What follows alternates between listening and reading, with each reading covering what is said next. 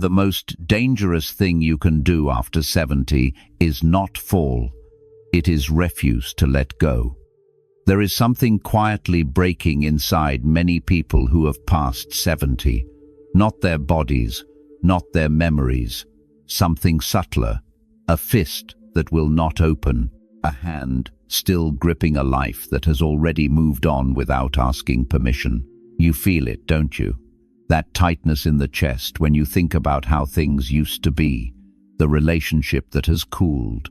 The role in the family that nobody seems to need you for the way they once did. The body that no longer responds the way it did at 50. Something is ending. You know it, and somewhere deeper still, you are fighting it with everything you have left, because fighting feels like not giving in. But the suffering you feel is not caused by what is ending. It is caused by the refusal to see that it already has. The Buddha taught something that sounds almost unbearably simple until you let it land. Everything that arises will pass. Not some things. Everything. The things you love, and the things you fear, and the things you built, and the very sense of who you are.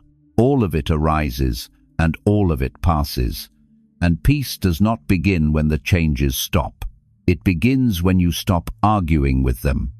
Tonight, we are going to walk through 8 things that are quietly ending in your life right now. Not as losses to mourn, as doors. And by the time we reach the last one, I hope your shoulders will be just a little bit lighter than when we started. Lesson 1. The old version of you. Let me ask you something direct, and I ask it with genuine care. When was the last time you introduced yourself to yourself? Not the version of you from 20 years ago, not the person who could run faster, lift more, stay up later, work harder, occupy more space in other people's daily lives.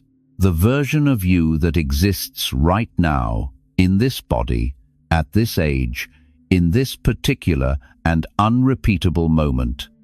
There is a grief that does not have a proper name. It is the grief of competing with yourself. The voice that says, I used to be stronger.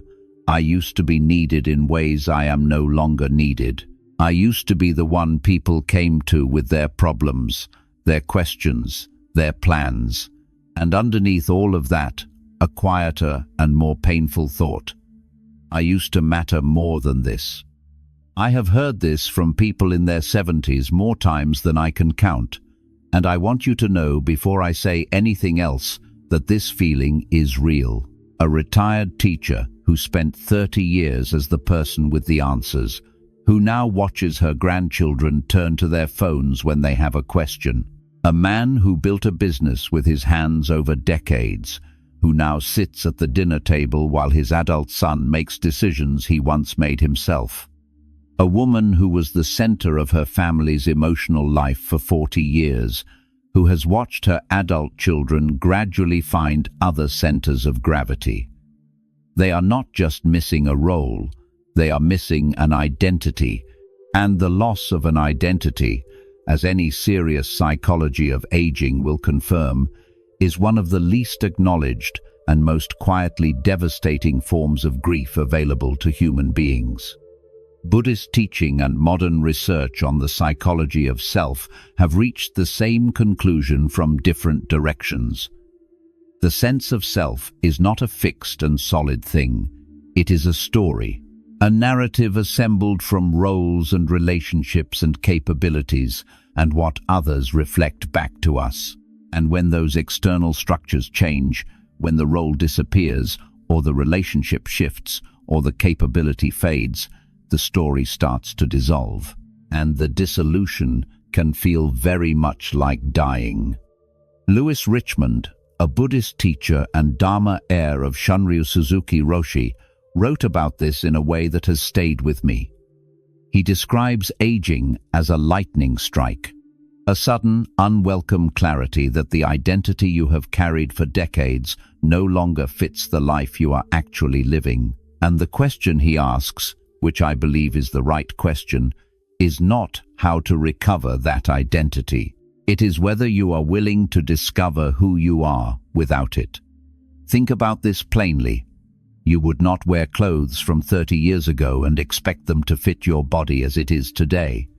You would not use a map of a city from 3 decades ago to navigate that city now. Why then do we squeeze ourselves into identities that no longer fit the life we are actually living? Why do we strain to meet standards that belong to a different season and then interpret our inability to reach them as evidence of failure rather than as the simple and honest reality of change? The 5 Remembrances, an ancient Buddhist teaching that has been recited by practitioners for thousands of years, includes this line, "I am of the nature to grow old. There is no way to escape growing old." This is not offered as a tragedy, it is offered as a release. The moment you accept that you are exactly what you are, at exactly the age you are, the energy spent fighting that fact becomes available for something else. For being actually here, in this particular and unrepeatable life, right now. This is not bitterness I am offering you, this is clarity. You are not meant to be who you were at 50, you are meant to be who you are now. And who you are now carries something that no younger version of yourself could have held, the particular knowledge of having walked through storms that looked unsurvivable and having survived them, of having been wrong in ways that taught you something real, of having lived long enough to know which things actually mattered and which things only seemed to. Here is a gentle practice for this week. When you catch yourself saying, "I used to be," pause. Not to deny what has changed, not to pretend the change does not ache, but to stay open to the question of who you are becoming, because you are still becoming something. You are not finished, you are simply different. And different, in this season, can be exactly enough. Lesson 2. The relationships that have quietly shifted. Your children do not call as often as they once did. Your oldest friends have drifted in ways you did not anticipate and did not feel you deserved. The circle that once felt warm and full has grown smaller and quieter, and some part of you, maybe without even naming it, is reading that contraction as evidence that you are less lovable now, less interesting, less worth the consistent effort of closeness. I want to stay with you in that feeling before offering anything else, because the feeling deserves to be acknowledged rather than hurried past. There is genuine loneliness in this, genuine hurt. To feel the warmth of connection slowly change and not know whether something you did caused it or whether it is simply what happens, and not know which answer would be harder to carry. But here is what I want to offer, and I offer it carefully. Not every distance is betrayal, not every silence is abandonment, not every shift in the shape of a relationship means you have been found wanting. Sometimes the people you love are simply living the lives you helped equip them to live. Your children are busy because they are building something real, and if you can find any angle from which to see that, there is some pride available in it.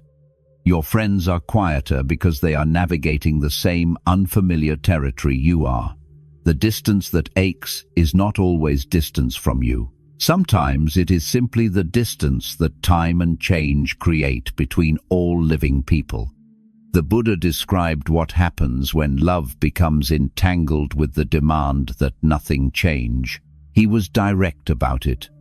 When we love someone and also require the relationship to remain exactly as it was, we have added something to the love that does not belong there.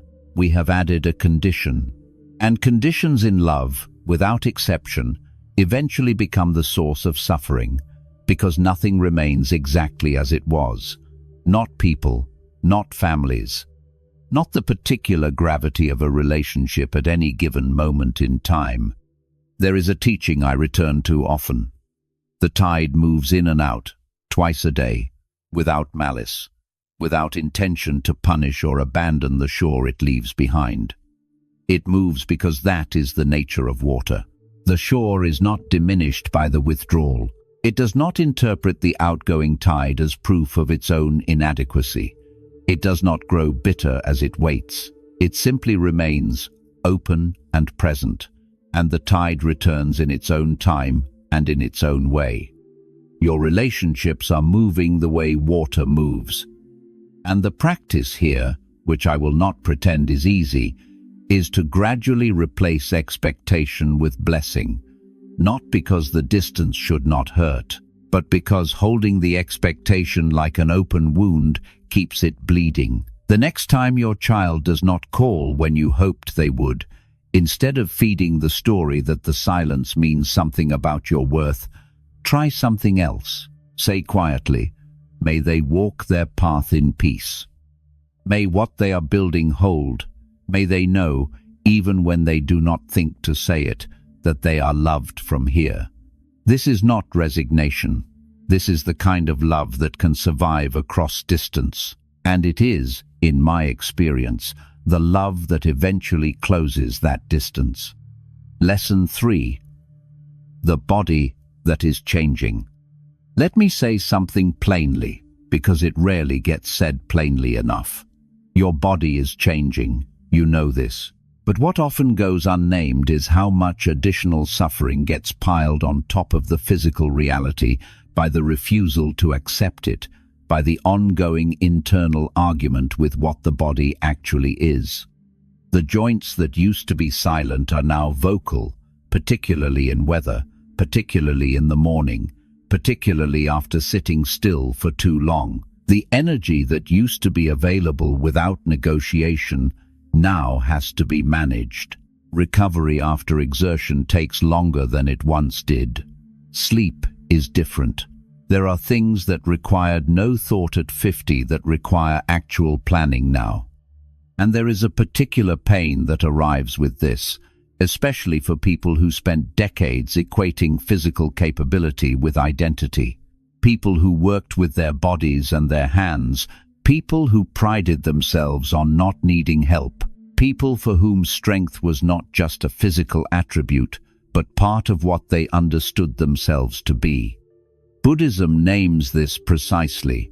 There is what it calls the first arrow, the pain of what actually happens, the body changing, the limitation arriving, the discomfort being real and physical and present.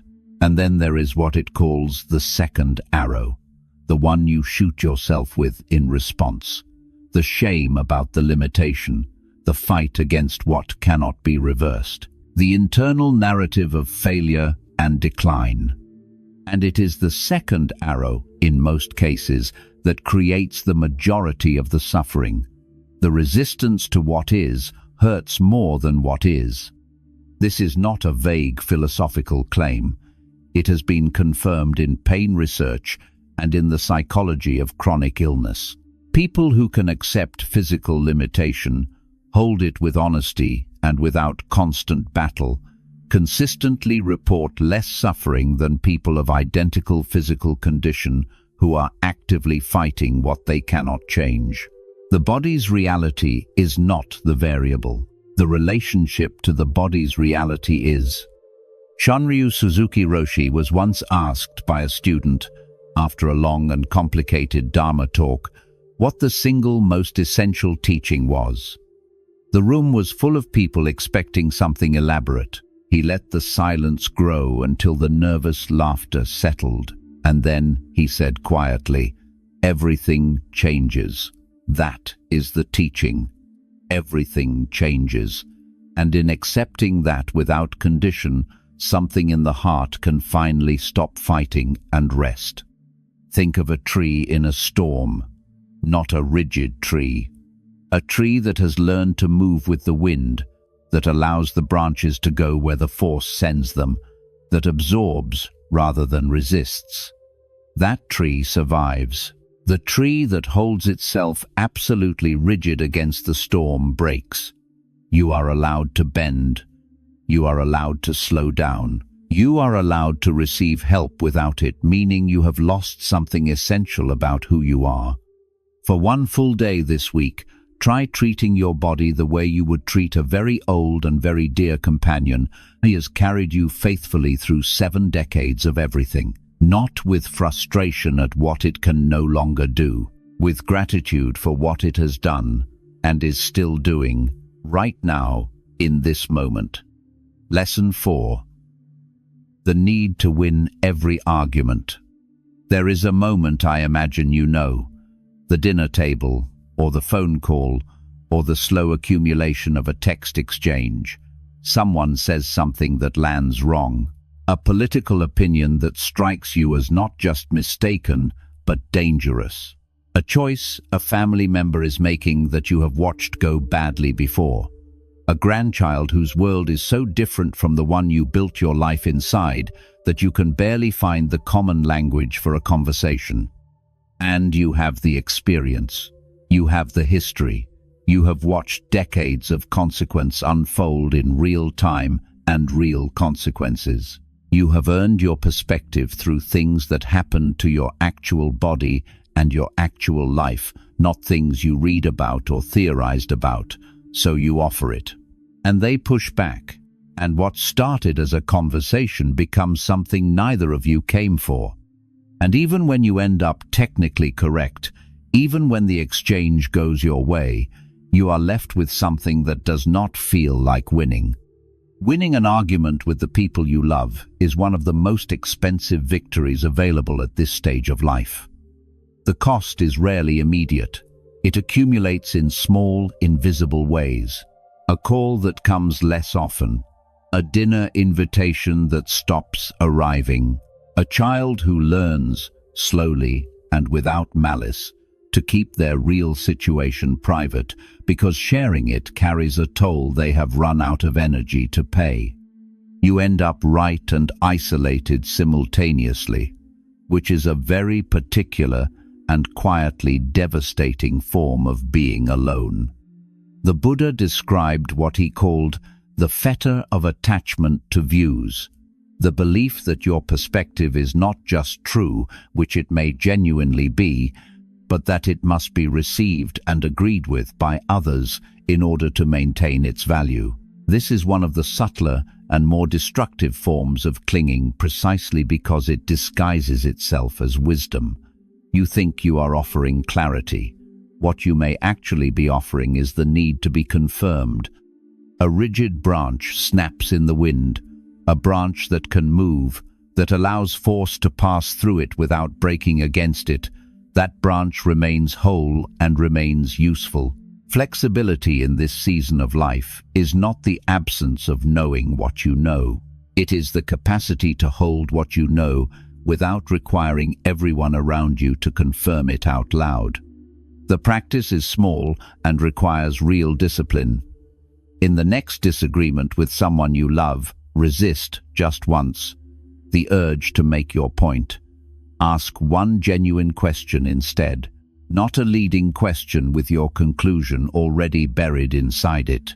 A real question asked with actual curiosity. What made you think of it that way? How long have you felt that? Tell me more about what you mean. You will be surprised by what you hear. And you will be surprised to find yourself feeling genuinely closer to them afterward than any argument could have left you. Lesson 5. The control you hold over your adult children. I approach this one with the most care of all 8 because I know it is the hardest. And it is hard not because the love is wrong. The love has never been the problem.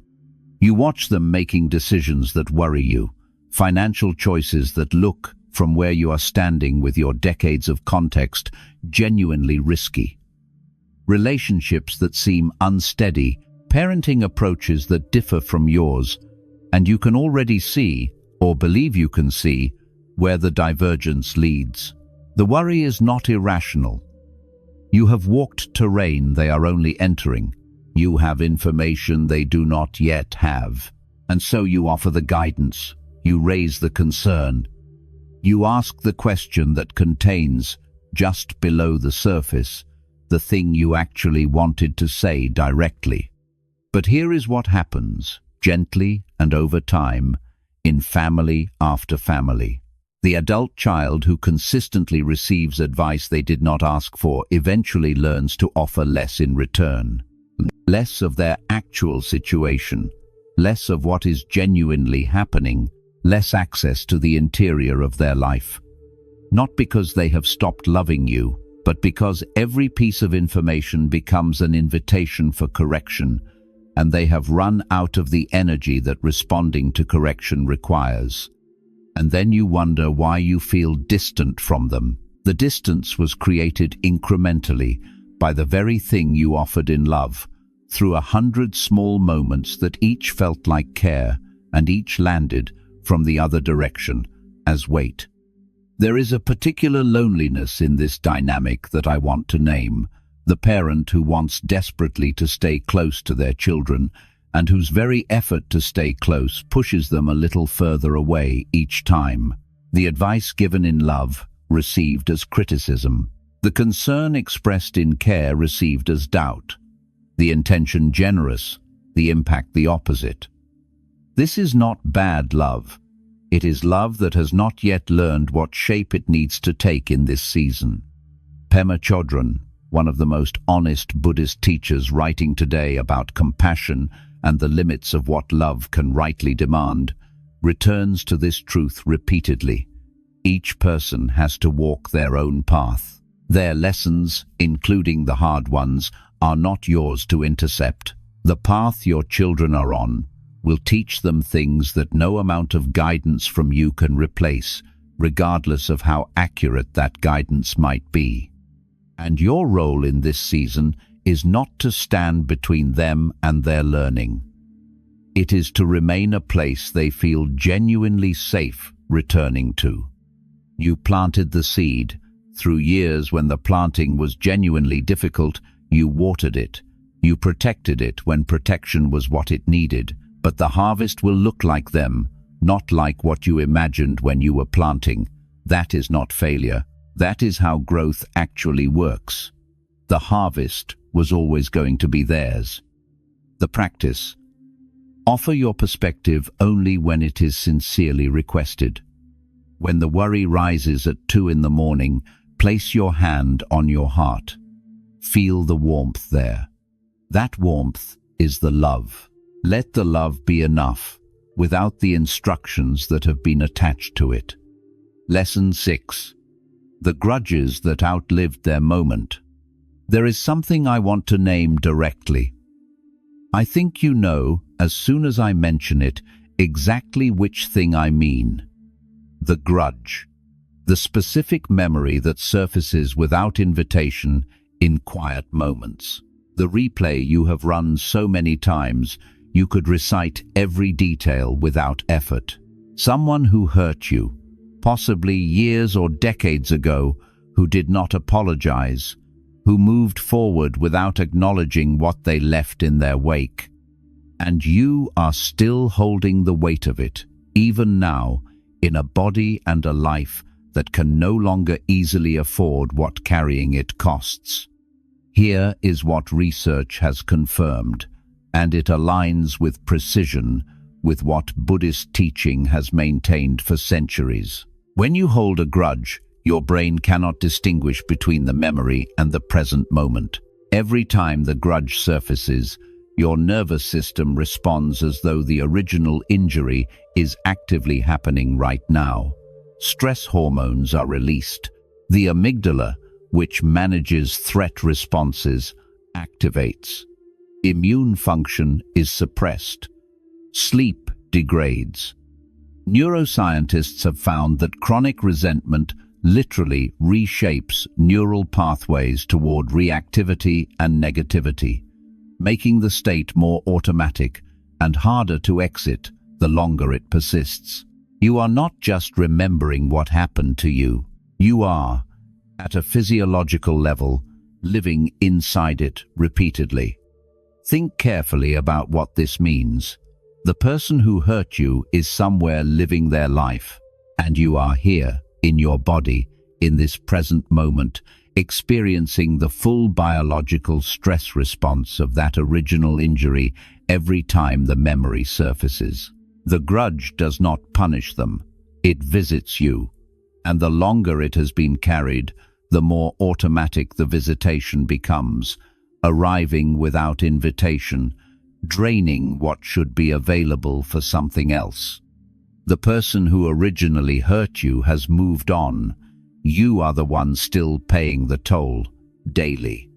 The Buddha offered an image I find more honest than any other. He said, "Holding on to anger is like carrying expired medicine in your pocket. It cannot heal anything. The illness it was originally meant to address is gone.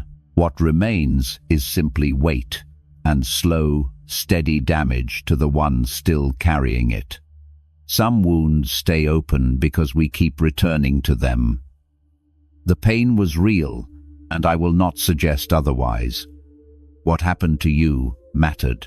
But there is a meaningful difference between honoring what happened and choosing to replay it as though it is still defining the present. Every time you return to the story of what they did, you are spending something that cannot be recovered.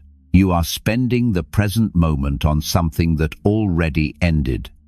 Buddhist forgiveness is careful to specify what it asks and what it does not ask. It does not ask you to pretend. It does not ask you to minimize the harm or invite back what hurt you. What it asks, and this is the actual practice, is that you release your investment in keeping the wound active, that you stop pouring the energy of your present life into a fire that only the person holding it can feel. Choose one memory this week, just one you have returned to too many times, and make a single quiet decision, not forever, just for today. You will not rehearse it again, not because it did not matter, because you have other things to do with the time you have left. Lesson 7. The fear of becoming irrelevant. Beneath a lot of the frustration about aging, beneath the complaints about technology and generational differences and the pace of change, there is a fear that does not often get named because naming it feels too exposed. The fear that you no longer matter, that the world has moved into a version of itself that no longer needs what you carry, that the younger generation, with their speed and their fluency in things you did not grow up with, represent not just difference but replacement. The technology changes faster than you can keep pace with. The references people make belong to a world you did not grow up in. The conversations move at a speed that leaves you perpetually slightly behind. And beneath the frustration is the deeper, quieter, more frightening question: does any of this still need me? I want to answer that question firmly and with care. Relevance is a social measurement. It is an idea constructed by a culture that has confused speed with value, novelty with wisdom, and volume with meaning. It is a metric that changes with trend and attention and fashion. It does not measure what actually matters. Presence is something else entirely. The capacity to be fully here, to listen without needing to interrupt, to hold space for difficulty without rushing to fix it, to offer perspective that comes from actual lived experience rather than from what can be researched in 30 seconds. These capacities do not fade with age. In someone who has been genuinely paying attention for 7 decades, they deepen in ways that speed and intelligence alone cannot replicate. Think about what it actually means to sit with someone who has been through things. Not someone who has read about loss, but someone who has walked through it and come out the other side still standing. Not someone who has theorized about patience, but someone who has practiced it across decades of real friction, in real relationships, with real consequences. That quality, the unhurried presence of someone no longer racing toward anything, no longer needing the moment to be different than it is, That quality is increasingly rare, and it is quietly, urgently needed. Academic research on Buddhist perspectives on aging and suffering has noted something striking. In genuine present-moment awareness, there is no aging. The aware mind is not young or old, it is simply awake. And this anxious, fragmented, overstimulated world is far hungrier for that quality of awakeness than it usually knows how to ask for. The mountain does not compete with the city. It does not try to match the city's speed or noise or constant change. It simply remains enormous and still. And when the city exhausts itself, which it always eventually does, it looks toward the mountain, not because the mountain competed and won, but because the mountain was consistently, dependably, honestly there. You have something that cannot be manufactured by speed or youth or technology. You have lived experience with actual texture and weight. You have the patience of someone who has waited long enough to watch things come and go and come back again changed. You have survived what others are only theorizing about. That is not nothing. In certain conversations, at certain moments, it is everything. The practice this week: share one story. Not to demonstrate your value, not to prove you belong in the conversation, just to connect. Tell someone younger what it actually felt like to be inside a moment they have only read about.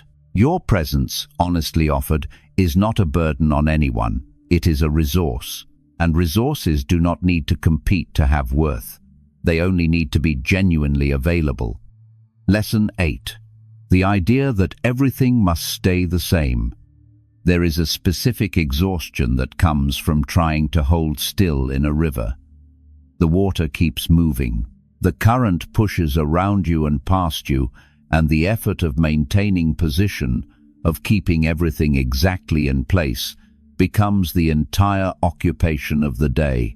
And the deepest irony is that the holding still does not give you what you think it gives you. It gives you the feeling of fighting without the outcome of winning. You want the house to stay the same, because the house is memory and safety and the specific geography of a life that mattered. You want the holidays to happen the way they always have, because the ritual is evidence that what was real is still real. You want the family to gather on the same schedule, the neighborhood to look the same, the traditions to be honored the way they were when the children were small and the world was still recognizable. And one by one, each of these things quietly shifts. And each shift feels like more than a change in routine. It feels like proof of something you have been trying not to confirm. I understand this more than I can easily convey. There is real beauty in continuity. There is something genuinely sacred about a table that gathers consistently, about rituals that have been carried forward through years of change and loss and growth. These things matter, and protecting them is not foolish. What I am asking you to sit with is the cost. Whether the energy spent holding everything in place, the tightness, the resistance, the ongoing effort of fighting the river, is the cost you want to keep paying. Because that cost is real, and it is paid in the currency of the present moment. Thich Nhat Hanh said something about impermanence that I have returned to many times. Without impermanence, nothing is possible. A flower cannot bloom without the seed changing. A child cannot become an adult without the child they were falling away. Every relationship you have valued began with something else ending to make room for it. Every year of your life that you have loved has required the previous year to release its hold. Everything good that has ever happened has required change. Everything. Autumn does not resist winter. It does not spend October trying to remain July. It turns and changes and releases, and in that releasing becomes the most luminous season of the year. There is a version of this time of life that looks exactly like that. A person who has released enough to be genuinely present, who has softened the grip enough to actually feel what is here, who has stopped spending all available energy on resistance and can, for the first time in a long time, simply notice what the present moment actually contains. Ask yourself this without judgment. What if this ending is making space? Not for nothing, for something that could not have arrived while the old thing held its ground. What if the river, if you stopped fighting it, would carry you somewhere you did not know you needed to go? Closing, live lightly. We have walked through 8 places tonight where the fist is still clenched, the old version of yourself you are still competing with, the relationships that have shifted in ways that hurt more than you expected, the body changing, and the shame and frustration that arrives alongside the change. The need to be right in conversations with people you love more than winning any argument. The control over your children that is dressed in the language of care but felt, from their side, as something heavier. The grudge kept alive long past the moment that originally created it. The fear that you have become invisible in a world that is moving faster than you can comfortably follow. And the belief that if the river changes its course, something essential is being taken from you rather than offered to you. Each of these held tightly costs something real: peace, presence, the particular quality of attention that is available only when you are not spending it on resistance. Each of these, released even incrementally, returns something, not in a single dramatic moment of awakening. Gradually, the way a room brightens as a cloud moves away from the sun. Letting go is not the same thing as not caring. Releasing what is ending is not pretending it did not matter. The grief is real. The love underneath the grief is real. What I am suggesting is not about giving up on what has mattered. It is about choosing what you do with what remains. There is a version of you available right now, not at the end of some distant process of perfect acceptance, but available in small, quiet decisions in ordinary moments, that is lighter than the version you are carrying. That lighter version is not less you. It is more you, the you that is simply, finally, here. The Buddha said, "By letting go, it all gets done." The hands that release can receive. The heart that stops gripping can feel.